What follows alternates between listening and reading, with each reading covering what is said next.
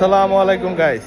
আমি সবচেয়ে বেশি খুশি হয়েছি আমাদের এই প্রবাসী ভাইগরে নতুন করে সম্মান দেওয়ার জন্য প্রধান উপদেষ্টা ডক্টর ডক্টর ইউনূস স্যারকে। আর দেখতেছি যে এখন অনেক কিছুরই মামলা হচ্ছে, যে ফিটনেস বিডিং গাড়ির যে মামলাগুলো হচ্ছে না, এতে আমাদের দেশ অনেক উন্নত হবো।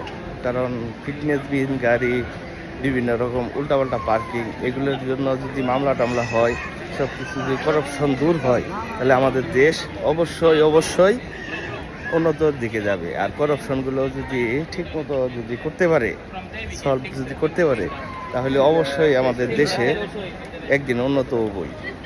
যাই হোক, পরিশেষে আমি একটা কথা বলতে চাই, এই যে যারা দেশের জন্য পঙ্গুত্ব হইছে বা গুলি টুলি খাইছে, বিভিন্ন রকম সমস্যায় আছে, এগুলো একটু সলভ